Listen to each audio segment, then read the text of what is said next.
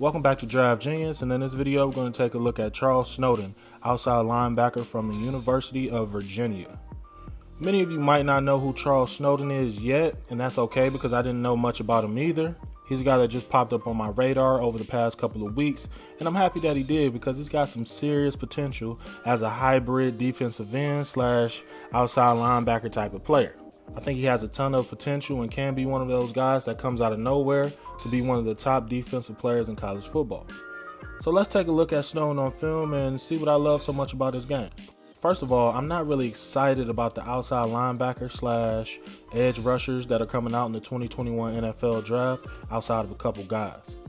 I don't really see anyone that's on the same level as the Bosa brothers or Chase Young, which is tough because those three were elite level college prospects. I am almost certain that someone will come on the scene and have a breakout season. I think Charles Snowden is a candidate to be that guy. His frame is the first thing that stood out to me when I watched him on film. He's every bit of 6'7" tall with excellent length to go along with that. He's also really athletic and has good change of direction skills. The one thing that I think he's going to have to do is add some weight to his frame and get stronger. He's listed at 235 pounds, which means he probably was playing under that weight during the season. At 235 pounds, it's going to be difficult for him to consistently hold up in the trenches. If he's able to get to that 245 to 250 pound range, that would be ideal, and it would help his game tremendously. He has the perfect frame to do so, and with a good offseason, I don't think it would be too much of an issue for him to put on that weight. This play right here stood out to me because of Snowden's motor and effort after the ball was thrown. Snowden comes off the ball and he does a solid job of getting into that tackle's chest with a long arm. He drives that tackle back into the quarterback, which makes him uncomfortable and forces him to step up in the pocket prematurely. That's very effective in my opinion because you're not always going to be able to get the sack, so forcing the quarterback to reset can be just as effective as getting a sack in certain situations. The quarterback steps up and gets rid of the ball, but watch the effort here by Snowden as he's able to chase the ball carrier down from behind and make this play. He could have easily given up on this play because he wasn't able to get the sack, but he doesn't. He gets on his horse and he gets back into the play.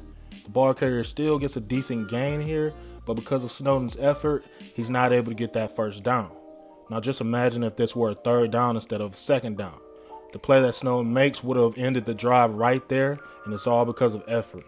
That's the type of stuff that you love to see from all players on defense. First of all, I love the get off on this play. He gets off of the ball with speed and he's in the backfield very quickly. The quarterback has to step up immediately to try to avoid the pressure. This play is a good example of Snowden's ability to change direction as he's able to sink his hips, quickly stick his upfield foot in the ground, and get going back in the opposite direction to track the quarterback down before he's able to get any meaningful yardage. That's absolutely beautiful and is honestly the type of stuff that you can't teach. Snowden just has that type of raw athletic ability at that position. On this play, Virginia Tech is running a counter scheme to the left directly where Snowden is aligned. The slot receiver motions back into an off tight end position, and at the snap, the ball is coming right at Snowden. He does a good job here of using his hands to strike, picking the C gap, which is his gap, and shedding that blocker to make this play. Now, if I wanted to be critical, I would like to see more power behind that strike. I'm not sure if that's a receiver or a true tight end that's trying to block him, but either way, he should be able to win that one-on-one battle. He could do a better job of compressing that gap more so the ball carrier has no entry point to the line of scrimmage. This is where I feel like the added weight and added strength could really help him a lot, especially given the fact that he has really long arms. Once he strikes and gets extension, it's going to be very difficult to block him in the run game. Nonetheless, he has the right idea here. He strikes, keeps his eyes and head in his gap, and he sheds the block in order to make the play on the ball carrier.